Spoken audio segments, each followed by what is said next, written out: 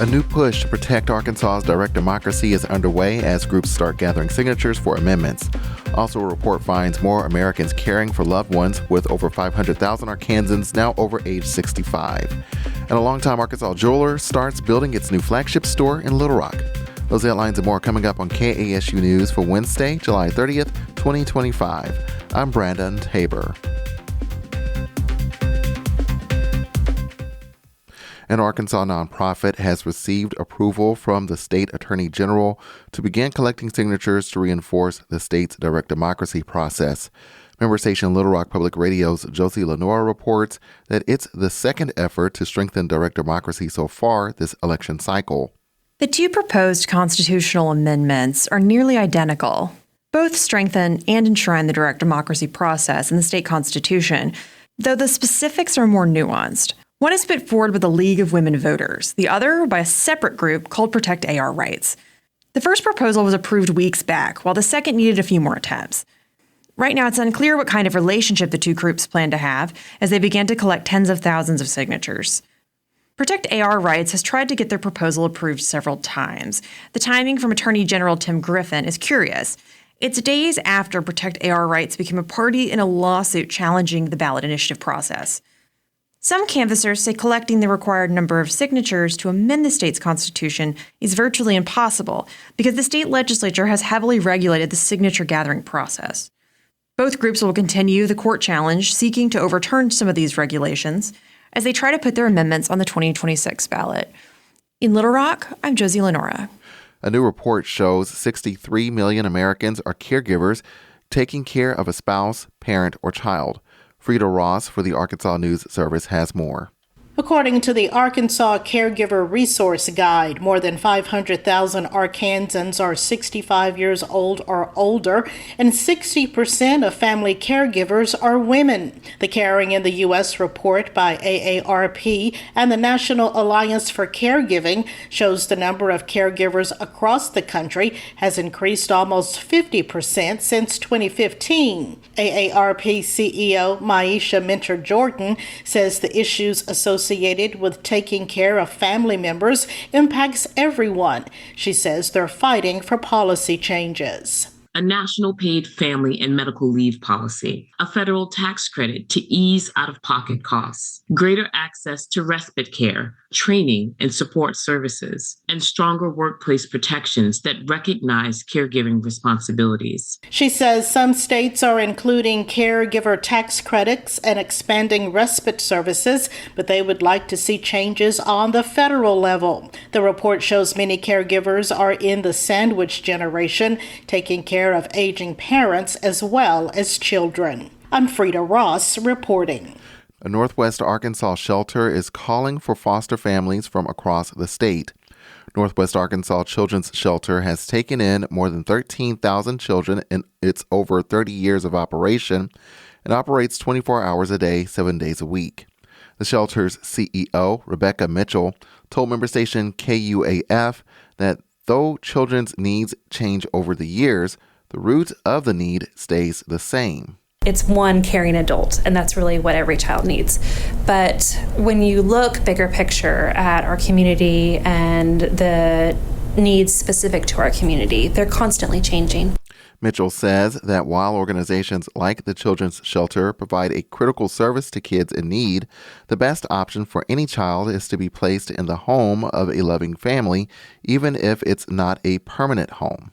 When they can be in that setting and be successful, that's what we want for them. And so we need more families who are willing to take children in and love them and care for them and provide for them. In December, a state House Committee for Aging Children and Youth reported that there were just under 1,500 licensed foster homes in Arkansas, with a ratio of 0.75 beds for each child in need. Information on becoming a foster family is available on the Department of Human Services website. Mixed responses continue to swirl about the new federal law that provides tax incentives for people who donate to organizations that provide scholarships to private K-12 schools. Frida Ross for the Arkansas News Service reports. School choice proponents are calling the Educational Choice for Children Act a win for all students.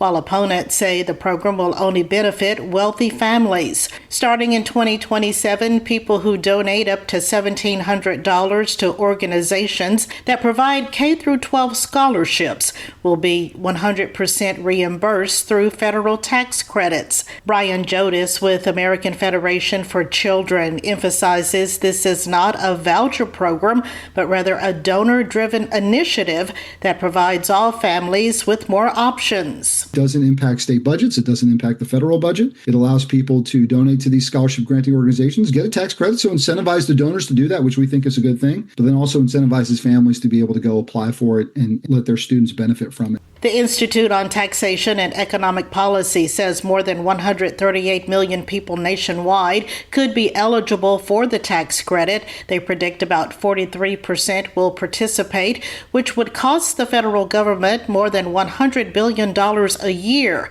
States must opt in to participate. Opponents argue the scholarships would benefit those who are already in private schools rather than providing an opportunity for lower-income families to switch from public to private schools. Mara McInerney with the Education Law Center says the program is a tax shelter that benefits the wealthy at the expense of low-income people and public schools. We've seen this occur in other states, and there's no accountability for these dollars and how they're spent. The only criterion for receiving a voucher is actually a high family income limit. So essentially, this money will potentially benefit students who are already in private school. She says the program opens the door to discrimination since there is no oversight on what qualifications scholarship granting organizations can impose on applicants. The program also doesn't have a cap, which McInerney says makes it especially concerning. Federal law says governors or a designated agency will decide if a state participates in the program. I'm Frida Ross reporting. Next, dozens protest federal immigration policy outside a Northwest Arkansas consulate. We'll have more after the break. I'm KASU Station Manager Mark Smith. Like many small rural stations across the country, congressional action to eliminate funding for public media sends KASU and all public radio into an uncharted future. But we remain certain about our mission and our commitment to you and to our community. You can help through contributing at kasu.org/give. As we navigate the path ahead, your continued partnership and financial support is crucial. We're grateful for you. Thank you. Dozens of Northwest Arkansas residents took to the streets last week to protest the Trump administration's immigration policy. Protesters gathered outside the El Salvador consulate in Springdale to draw attention to the plight of migrants who've been deported to a prison in the country. The Trump administration has deported hundreds to a prison in El Salvador, paying the country $6 million in return.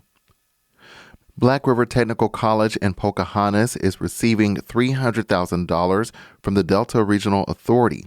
The grant will help BRTC create a robot welding lab where students and local workers can learn advanced welding, robotics, and automation skills. The lab will be set up with help from Tate Industries, a nearby company whose experts will help train BRTC's welding instructors. College officials say the new facility will let students and local workers prepare for high-tech welding jobs in demand across the region. Renovations for the lab could take up to 9 months, and classes are expected to start next year. Family-owned, Arkansas-based jewelry retailer Sissy's Log Cabin has started building a new flagship store in Little Rock. The 11,300-square-foot store is under construction at North University Avenue and Forest Place near the company's Heights location.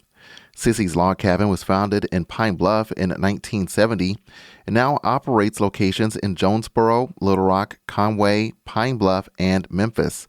The new flagship store is expected to open in fall 2026. That's all for KASU News.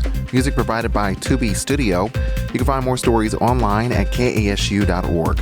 Also, be sure to like, subscribe, and turn on notifications for KASU News on YouTube, Apple Podcasts, or wherever you get your podcast. In Jonesboro, I'm Brandon Tabor, KASU News.